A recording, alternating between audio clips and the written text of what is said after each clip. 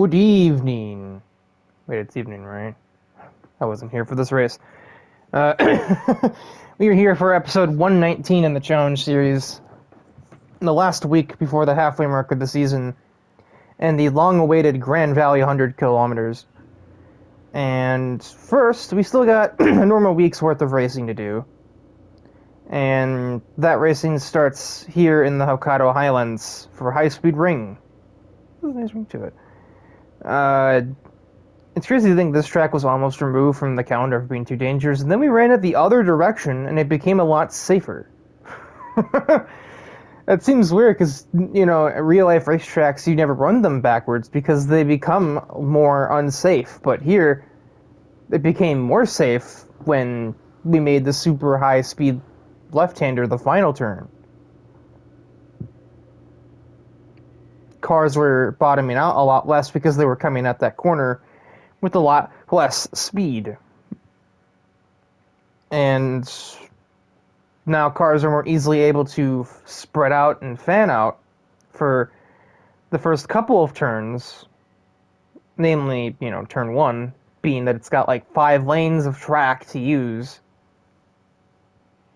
There's a little kart track in there, I've never noticed that. Huh. There's a little mini kart track over there. The details they put in these tracks. And we don't even use that. That's not a kart track you can use for anything, despite there being karts in the game. Gran Turismo was weird, man.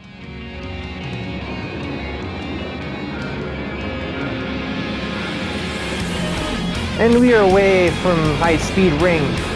The 675 category is on the track today. Tonight, really. And we are on board with Isabel Aspinall in her V8 supercar at home Mustang. And because it's basically a race car in disguise, it has the lateral grip to run out there that a lot of the cars on this grid aren't going to have. Too many Fs. Also, I was here for this race, I don't know what I'm talking about. If Francisco Fidanzi were here, his 155 would surely have the grip to run out there. But running that lane has already given Isabel a berth to the top 7 positions, and a bit of oversteer. I mean, it's a Mustang, what do you expect? It's not going to have perfect grip.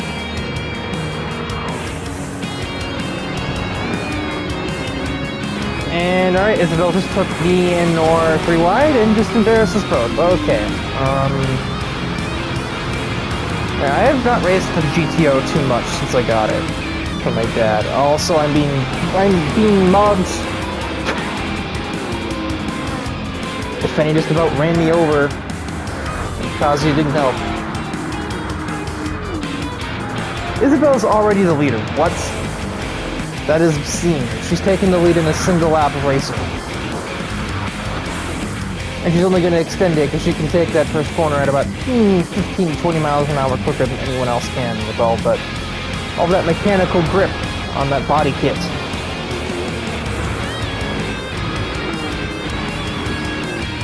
Man, I can tell you what, it is a clusterfuck back here. We did mostly get through lap 1 with no issues. Stephanie Kaiser was the only one that had any issues. She just simply, I believe she ran into the back of somebody on her own accord, and that somebody else took no damage from the collision.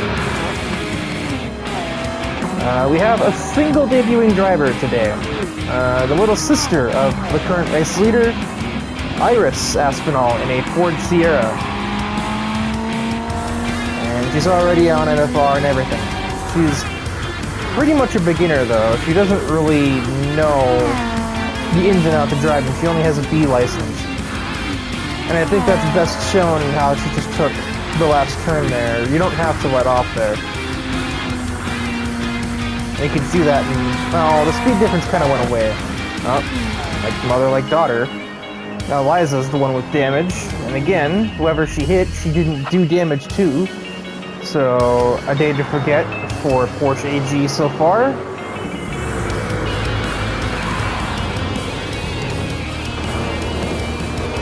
Isabel's leading, but she's not home free. She's got Fenny, her teammate, right on, not far away. She's just passed Michiko Taniguchi for 2nd place.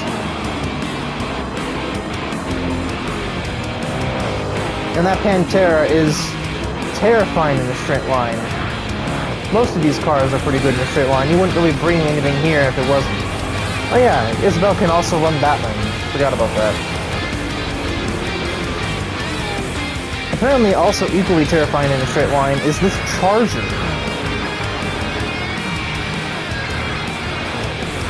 He actually has to slow down for the last turn because he's just going at it that quickly. And he's going to just eat Fenny alive. Oh my lord. 200 in a Charger? What did they put in that thing? Nitrous? That's not in the regulation. Oh my fucking god. 20, like, what was it? 204? 203? Isabelle's in a fake V8 supercar, and hers only gets 187.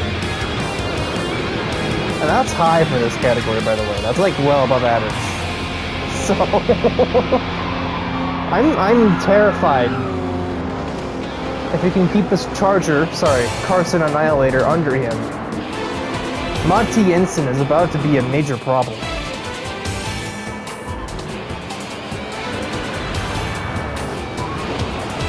And he's certainly doing that. He's also dragging Fenny and Dom DePrisco right up to the leader. Isabelle just barely has the grip to try and run for her life. The fact that the Charger has to let off here is about her only saving grace. Otherwise, I can almost assure you, Jensen would be running her over right now. Not literally, but you know. But look at that speed difference.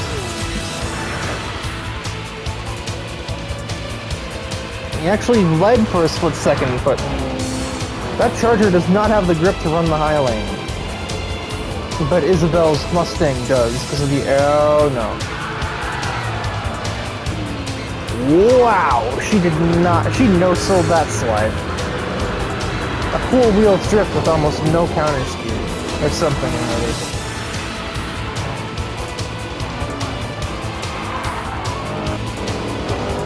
We've got like mini two-car battles near the front. You've got Aspinall versus Jensen, or Jensen. I keep fucking that up. It's Monty Jensen, Montgomery Jensen. DePrisco versus Fenny for third. Michiko is just sort of Toyota Crown in the middle, and then we have Noir versus Ali. And then there's me, who's kind of being chased by Akira, but not really. Things are looking okay for Taniguchi Race Team. Certainly better than they were 2 weeks ago. 5-9-11 is not terrible. Seeing as Monty wasn't nearly as close this time around. Gets a little bit of a wiggle there too. Dom is still fighting for his life against that Pantera.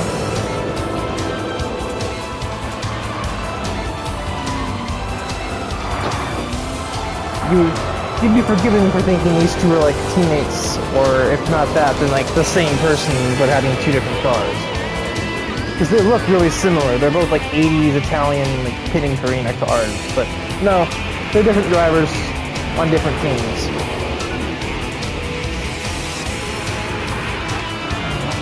Noir and Ellie both overtook Michiko, so now it's 7-8-11. I did get passed by Akira. It was kind of embarrassing. I oversteered like an idiot.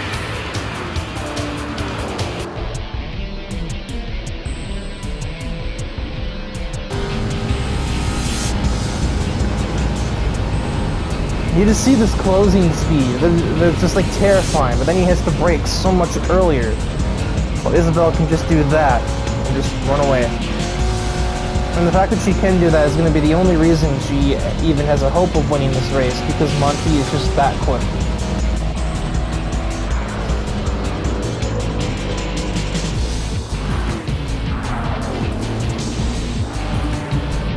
So at the moment it's a 146 for NFR, and then a 7-8-11 for TRT. Those are the only real teams that have like a big representation here.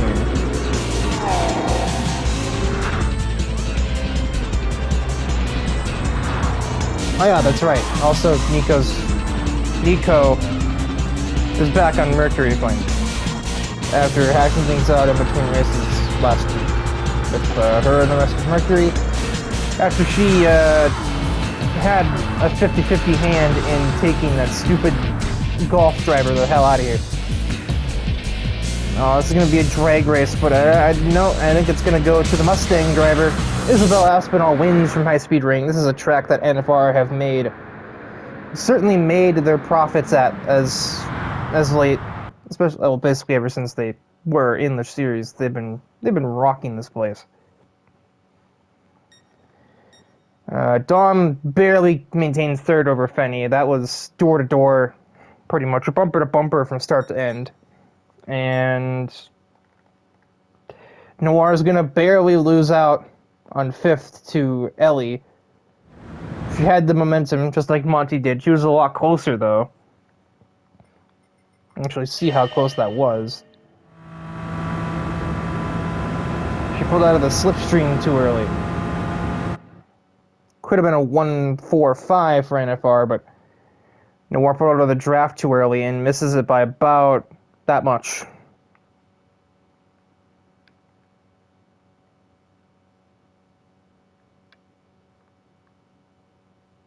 Yikes. Ooh, we almost had it. And for the second race of our racing week, we go from probably one of the easiest tracks to make up positions to one of the most difficult. Tsukuba Circuit will play host to a very high lap count 640 class race. And I mean very high lap count. I mean, we just did 7 at High Speed Ring, and this track is shorter. And, well, yeah, the cars are slower, but the 640 class isn't that much slower, all things considered, so... Yeah, it'll be certainly an interesting one. I expect to probably see a few bumps. This is pretty much the Challenge Series equivalent to a short track ever since they messed up the paving on Northern Isle Speedway. So, all these tight hairpins and pretty heavy braking zones relative to the speed of the cars at this track, there is going to be some contact somewhere.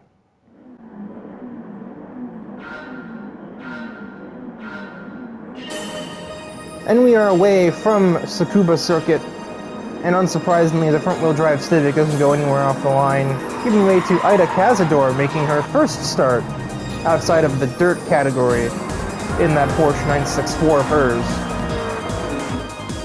And a pair of four-wheel drive cars run behind her, obviously able to get a really good exit. A very good launch, I should say. Oh, sorry, 3. I didn't notice 4. Oh my god. Well, not quite 4. Honoka's gonna hold Yoshiko back a little bit, but...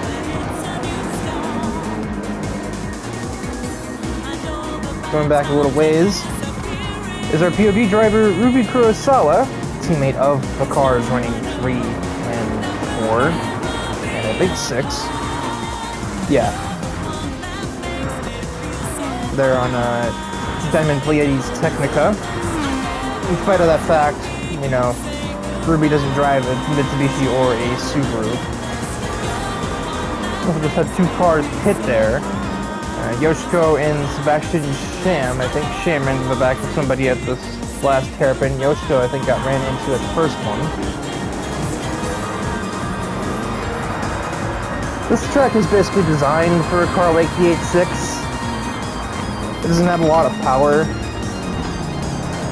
but it's very light, possibly one of the lightest cars in the whole series. I think it weighs less than a ton, if I remember right. If not less than a ton, not much more. Around the outside of Fenny and the DeLorean, that's... You feel those kind of overtakes when they get landed on you. That's for sure. Especially when you're as stuck up as Fenny Golden sometimes is.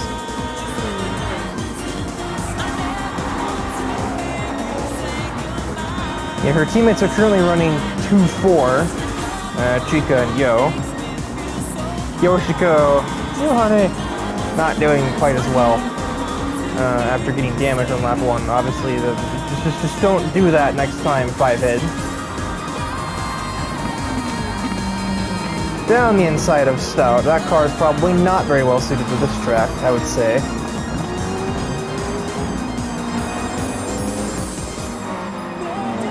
Basically, anything light is going to do well here, and then it stands to reason that we're looking at basically a top 9 of -1 or 2 vehicles, very lightweight cars with pretty good acceleration.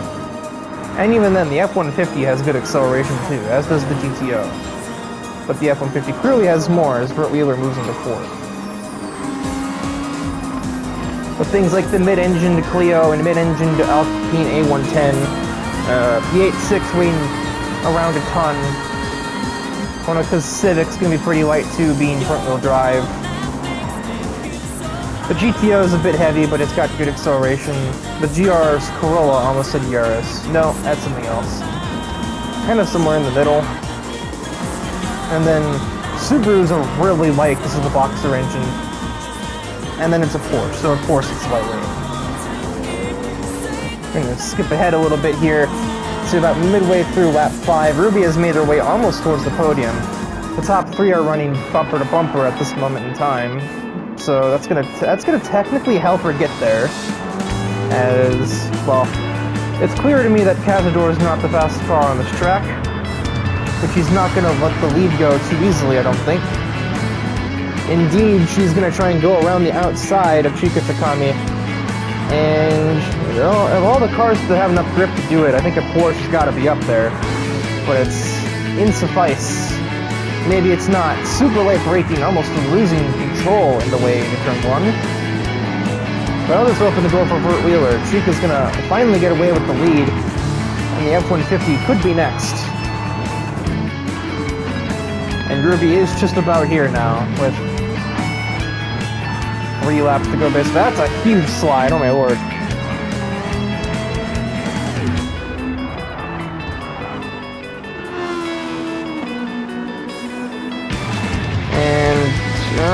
Not quite trying anything on the braking zone.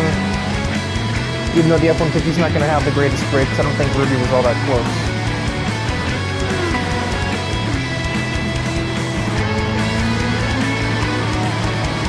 Midway through lap 7, or at least a little bit into it, and it's pretty much maintaining status quo here at the front. A lot of cars have risen and fallen. Yo is just not going anywhere. That GTO is really not optimized for this category, and kind of knows that. But the rest of DPT was also here, so at least the Love Live side of it. Sammy and Tetsuya are nowhere to be seen, but the rest of DPT is here, sending it this time on the F-150 and getting into him a little bit. If his current spat with Logan Poole and his team of Demon Sports is anything to go by, I feel like even Ruby might regret that one. Let's kind of become a bit of an anger. Yeah, oh yeah. Shoves the tiny little Corolla out of the way. Was not a fan of being overtaken like that at the hairpin at all. Now we're on the final lap. So not a whole lot of time left for Ruby to get that spot back after it was yoinked away from her, but I mean, she did hit him first in this instance, unlike before where Vert was first to hit Logan and Logan didn't like that. Even if it was really minor contact and probably not intentional, I don't think Ruby has it in her to hurt a fly, much less somebody driving a fucking pickup truck. But, yeah, we're running out of turns here. I think we're looking at our top 4 pretty much.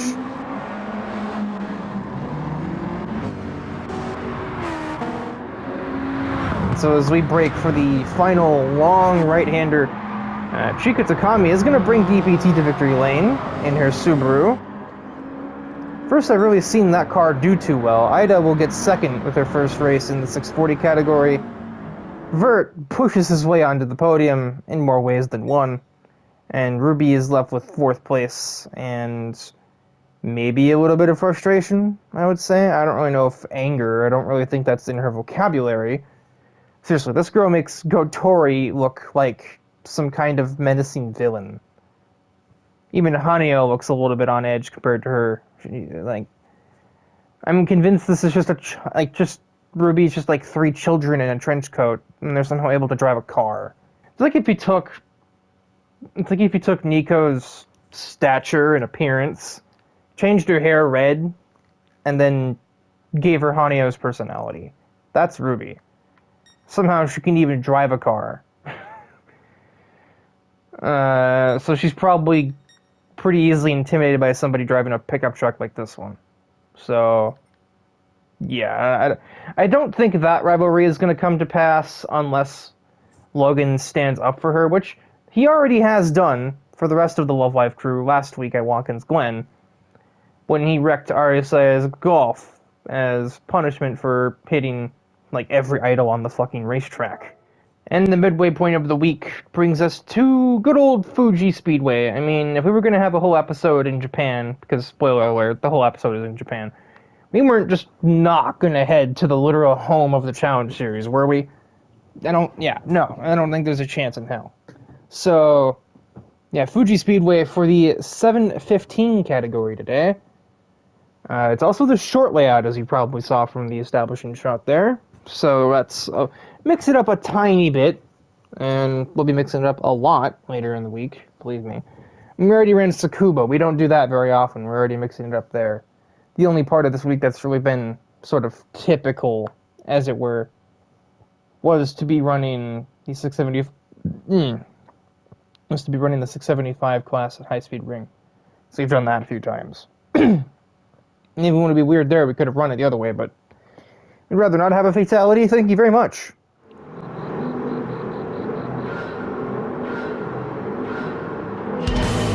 And we are away from Fuji Speedway. And the POV driver is Thomas O'Reilly, who's struggling to get that thing to even go. But once it does go, oh my lord, that Cobra is going to be a weapon here. If you can keep that thing maintained in the hairpins, which I feel like he probably can, he's got the driving talents for it, I would say, on average. I say as he almost spins. He's heading out of turn one, too. But he's past his former mentee. Is that a word?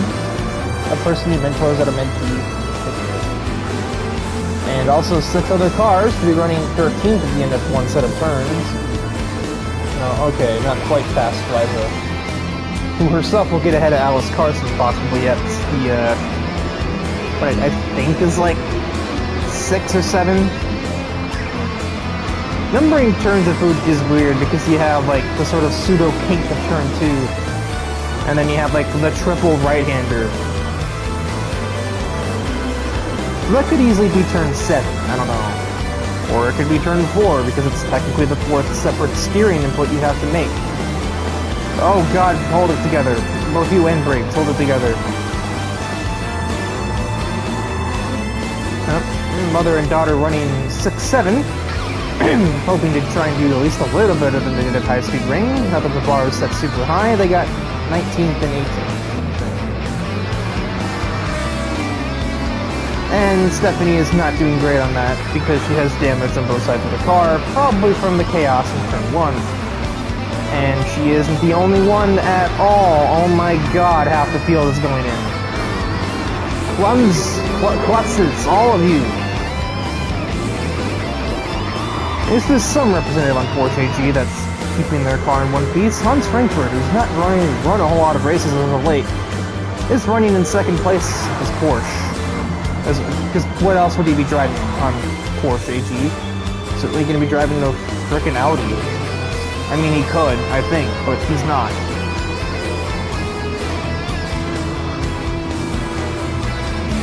Thomas already into 6th, passing a fellow elderly driver on the circuit, Liza Kaiser.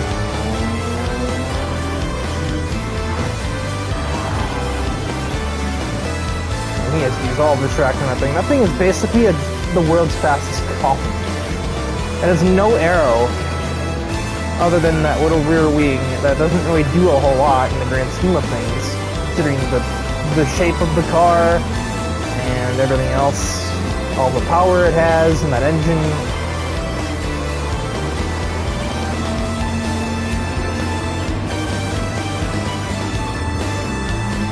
So, yeah, this thing is very difficult to use, but, I mean, Thomas knows how to, and we're seeing that right now. He's about to get 5th on David Danvers. Just look at this acceleration. And it's just ridiculous. He's gonna cross the line doing 190 almost.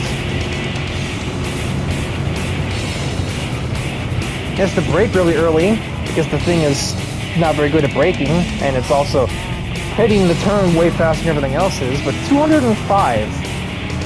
And he's gonna get ahead of Frankfurt as well. Also a bit sideways, but I think he knew that was gonna happen because he was kind of steering basically instantly.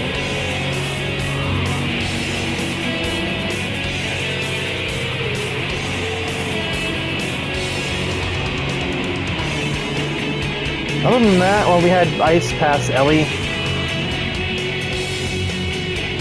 That was confusing. I got ready to a party. Like, that's kind of happening right now. Okay, I'll have to check that later.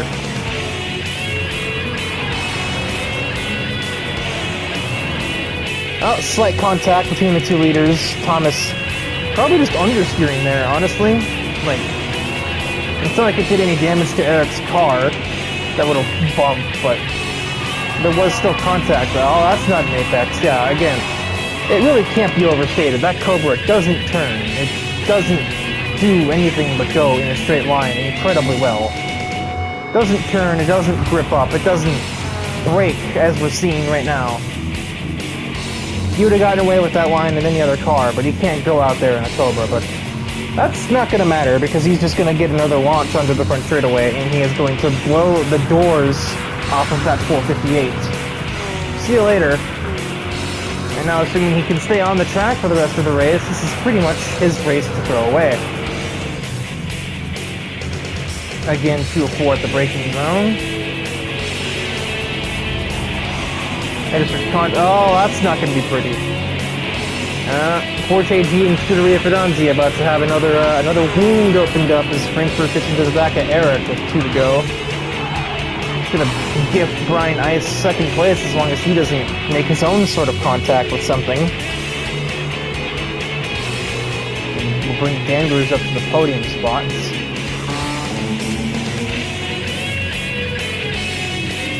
Oh, he's doing it again. What's going on there? You think Eric brake tested him or something? Hey, well, at least it's with the most reasonable driver on that team. And also, Hans is the one doing it. Has he got something wrong with his brakes, perhaps? Look at his brake rotors. No, they seem fine. They're not overheated. So that I can tell. I was about to look at Tom. You can't. He has steering on that Cobra. So, oh well. Yeah, this is gonna send Eric and Hans into the pits, and if Eric were like any other guy, if he weren't on Scuderia Fidanzi, I would expect him to be doing his best Michael Schumacher impression and just like speed walking his way down the pit lane to like throw fisticuffs at Hans because he just ran into the back of him 3 times in a single lap of Fuji.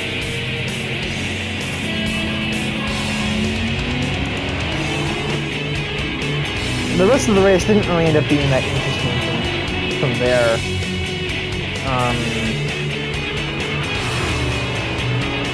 Thomas just, once he kind of was able to maintain stability properly, he really did just walk away with this one. Almost had a bit of grass in his tires there. Ice was kind of nearby, but not really.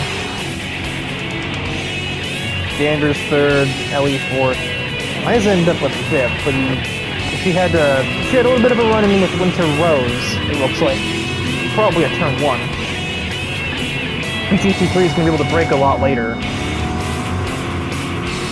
So once again, the Porsche AG is going to have some repairs to make.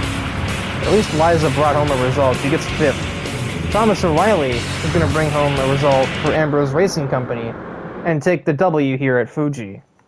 And relatively convincingly, too. I mean, he wasn't miles ahead like we've seen in some races, but that's, you know, that's kind of that's the exception when that happens, not the rule. This was about a 2-second deficit, so it's about kind of average.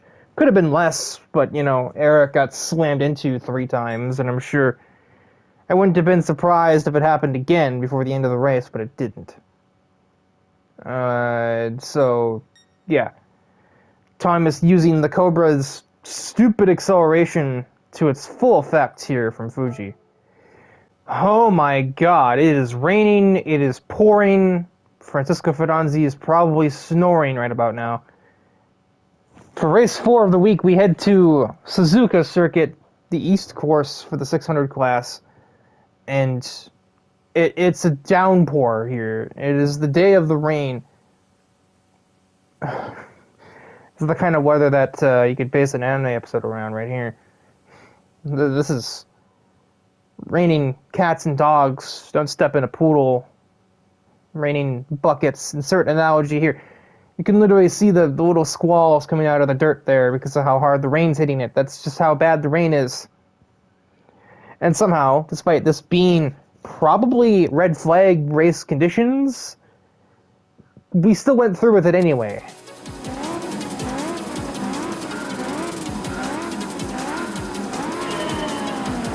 And we are away from the absolutely drenched Suzuka Circuit.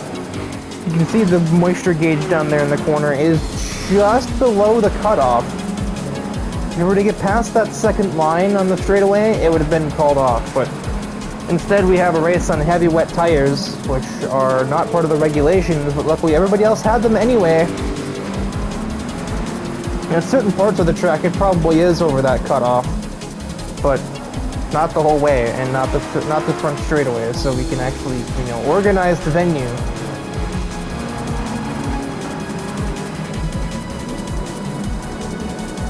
And Siegfried Brandt S13 is the focus driver of the event. He's from Germany, so he probably knows how to deal with a lot of water on the road. God knows European weather be like this just as much as Japanese. And it's showing. He certainly knows how to manipulate the throttle around here right now.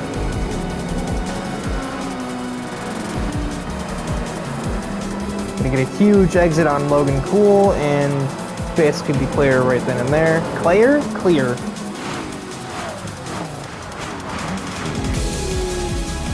Unintentional dive bomb on Noir, and she just kind of lets it happen, all considered. Although in saying that, she tried to she tried to use Shoji Hakari as a pick pretty much on the exit of 2. It kind of worked, but not forever. And what's funny is, you know, we all, like, everybody was like, yeah, we're gonna do this. Even I was here, Tyler was here. We had 2 admins that could have stopped the race. But it didn't technically go over the limitations for rainfall. But not a single car on this track is 4-wheel drive. Scott Webber is leading by some margin, and he's, you know, obviously he's in a rear-wheel drive 240. Rear-wheel drive, rear-wheel drive, rear-wheel drive, rear-wheel drive, rear-wheel drive, rear-wheel drive, rear-wheel drive, rear-wheel drive. Shoji's the leading, not rear-wheel drive car, and he's only in 10th place, so really it's not even getting him that far to be front-wheel drive and have slightly more control. He's going to be knocked out of the top 10 in the second here by Noir, I reckon.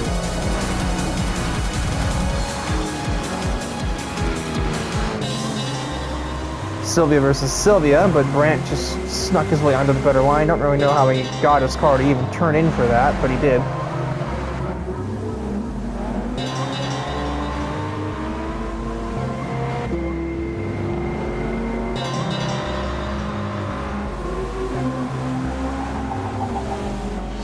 Running behind his teammate and previous night's winner, Thomas O'Reilly.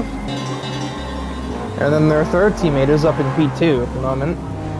So, Ambrose Racing Company's employees, so to speak, are doing relatively well for themselves today.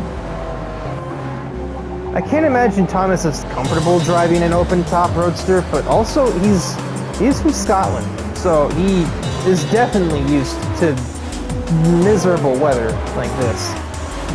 Although some people like the rain. I mean, I like the rain when I'm not in a car, anyway. They just went 3 wide. That was ill-advised. 3 roadsters battling for 5th place, and it's going to be Thomas taking the spot away from the pair of them. Joe Moore just got absolutely mugged right there. Brandt ahead of his other teammate on the track, and now down the inside of Scott Webber for the lead. Wangen Midnight versus Daytona USA, and looks like Siegfried Brandt is going to, in fact, go away. Yeah, I don't think there's a difficulty sitting in Daytona USA for this though. I don't think rain ever became a part of things ever. The rain was actually getting worse too. You can see in the corner now the moisture is actually above that cut line, and you can tell because there's a darker blue color in that part of the moisture gauge. But I don't think we noticed, and we were all on the proper tires for these conditions anyway. That said, I think Thomas and Barber had a little bit of a run-in. Yeah, Barber gave them the bumper. Probably by accident. Probably just because it's harder to judge where you're supposed to brake in these kind of conditions. But you wouldn't think these conditions were very difficult the way that Siegfried's driving this car right now.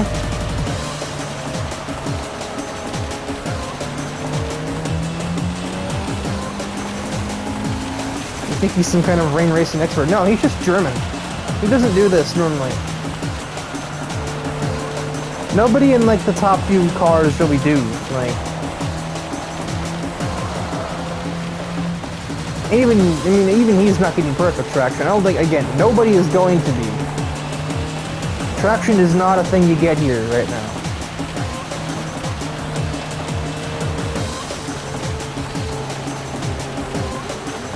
But you're just running the whole lap in 3rd gear. You don't normally do that here. I can tell you that right now.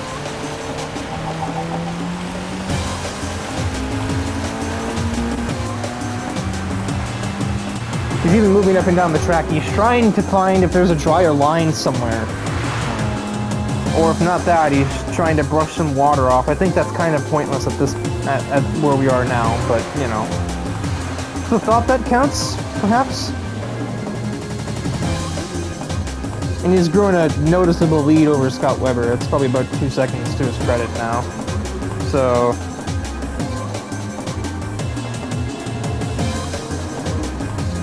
I was going to do that.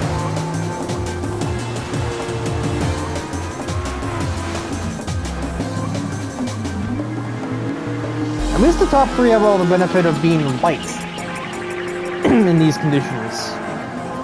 You know?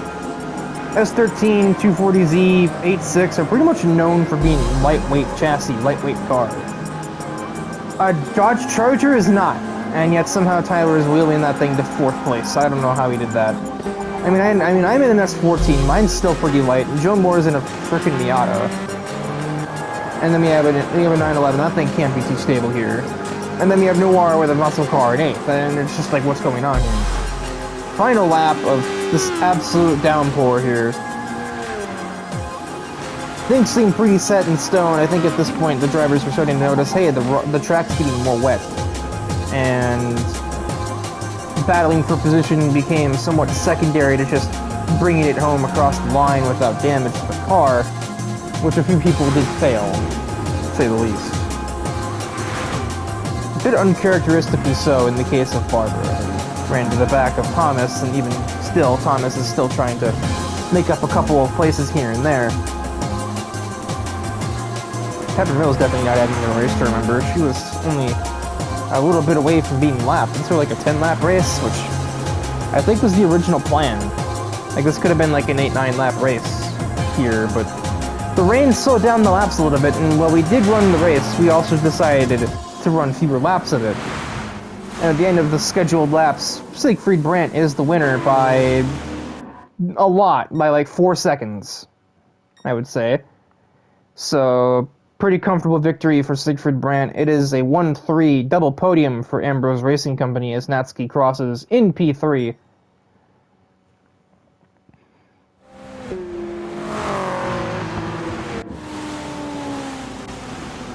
The journeyman Joe Moore has also had a bit of a decent run that can't really be ignored either. He doesn't run a whole lot of races, but when he does show up, he is sort of a bit of a sleeper pick to do well. But yeah, that will wrap things up here from the soaked Suzuka onto the roulette race. And the following morning, we immediately headed to Tokyo for the roulette race. It was early morning in Suzuka. As you could tell, couldn't really see where the sun was at in the sky because of how cloudy and rainy it was. But here, despite not being that far away from Suzuka, it's pretty clear. And by that I mean like completely clear. So yeah, it makes perfect sense to me. Literally, like this is before sunrise that we're starting things off here. So should be an interesting race. The final race before the Grand Valley 100 kilometers, and which is funny because it's just the reverse direction of what we'll be doing at the end of the season for an endurance race, the Tokyo Express All Night, which not really sure if it's going to be all night or what, but it's going to be a lot, and it's going to be at the end of the season at week 144. But for now, the sun is actually starting to rise while we're sitting here in the pre-race screen. So let's actually just get to the race.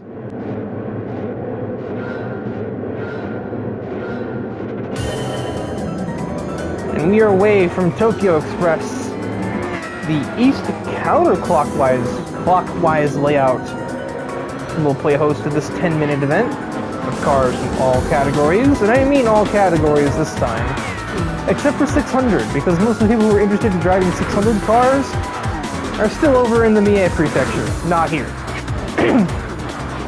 But we do have 750 class cars, including Jinte, or Toyo Iwasaki, in his R34 Skyline, who jumped from 20th to 2nd in a single straightaway, because this thing just has that much launch power.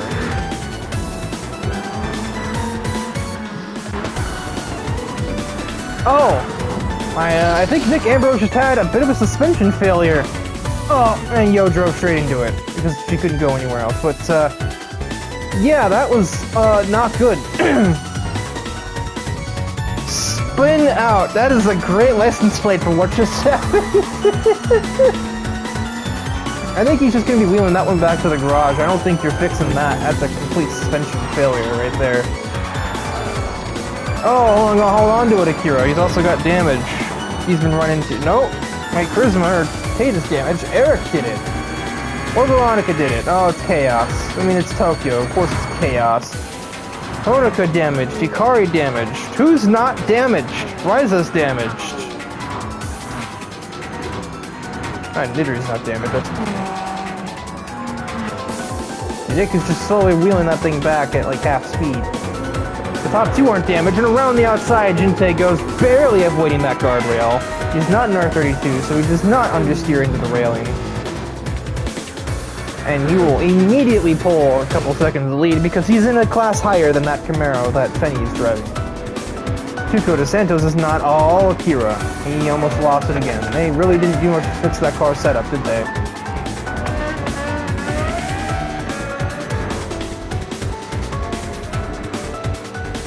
Yay. Tuco is in the 750 class, so he is currently Jinte's closest competitor, and he's not really that close.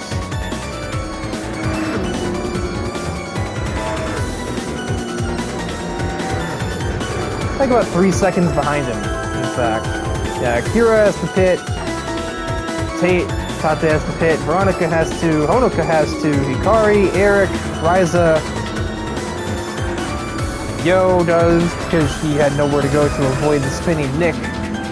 And obviously Nick himself will drag into the pit lane and probably retire that car because that's a full-on suspension failure.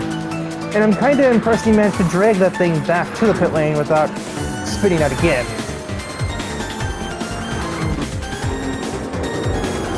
There's the sunrise in the background.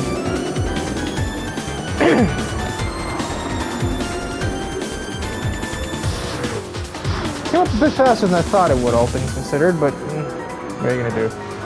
I guess we really timed the start of the race well. We lost track of where the sun was, considering we were setting the race up from inside a tunnel. Tuco is looking to make the move for second overall and in class. He was already in second class, so just second overall on Fenny. But that Camaro has some serious power of its own. It's not going to be an easy overtake for the NSX. Watch a GTR.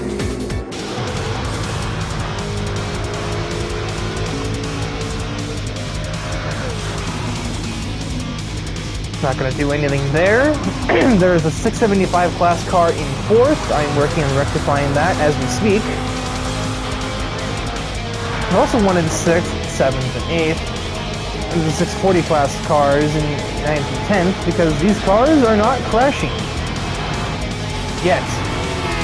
But the ones that got damaged on lap 1 and are just really fast cars, like Tate, like Veronica, are right back with them and trying to pick their way through. Tuco got Fenny on the front straightaway, and I did the same thing with Daniel Grimes. So it is now me versus Fenny for the 715 category, but I'll be honest, I don't really think I had much of a chance of catching her here. But Daniel Grimes was pretty safe in his 675 class lead. Bert's back here fighting with Aspinall. All three of them hitting the exact same top speed of about 189. And Riho's, what the hell? What are they, governed? That like 302 Ks or something? Like, what the fuck? Wataru and Veronica both just reached past Riho and others. Akira was not able to do the same.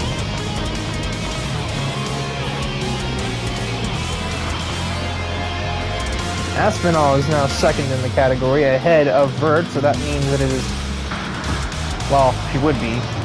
So this damage actually came from an entire lap ago. I don't know how I forgot this, because it happened in my rearview mirror, but Isabel just really overcooked the braking, and then Vert moved in the braking zone because she somehow outbroken me.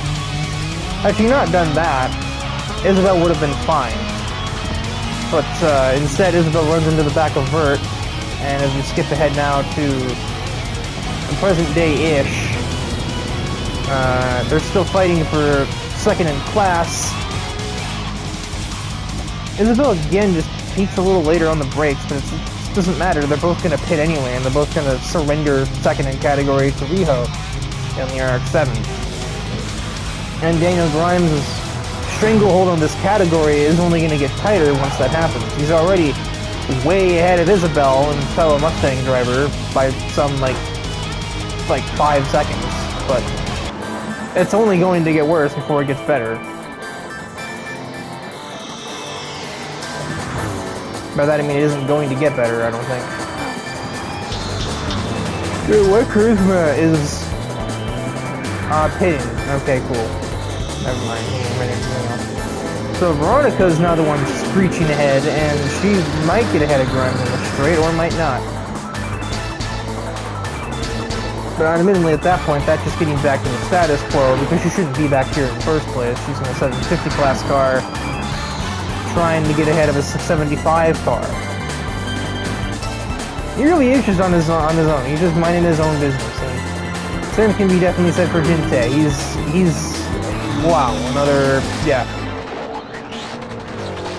Was it like a 7, no, 8, 9, like 10, 11 second lead to his name at the moment? That is crazy. Skip ahead a little bit more. And, I mean, there really is nothing else to report on. Veronica eventually got back ahead of Daniel Grimes, but she's not anywhere near me. And that I'm her next car to pass, and she's certainly nowhere near Fenny to get to third overall on the podium. So there's just not a whole lot left to report on from this race. Jinte is starting his final lap now, with 30 seconds left on the race countdown, so not everybody is going to start this 6th lap. I believe Veronica may be the last one to, and that's a maybe. I'm barely will. I think Veronica's close enough that she also will. I think.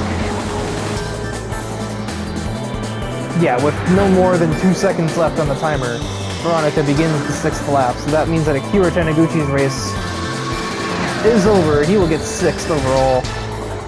Wataru's is over as well. He will get 7th. 8th overall for Daniel Grimes on a 675 class car. And he's half throttling it. He's trying to conserve the engine or something. Which makes sense. He was running high revs for a while. So, well done to Daniel Grimes for absolutely crushing the 675 category. And then our 640 category victor. Drag race here for 12th. Eric's going to win that. 640 class winner will be Hideko Ishiro in her challenger, but not by much over Vincent Houston. Muscle car drag race, as it should be, over the line for the category victory. Riho also got damaged, was a bit depressing. And then we check back in with our race leader, who's just now heading... Oh, that's a bit of a long tap. That'll help out later. Just now heading onto the front straightaway. And yeah, he's going to definitely take the win here. Uncontested victory for Mr. Motoya Iwasaki, good old admin Iwasaki. And yeah, what is the margin of victory there? Like 10 seconds?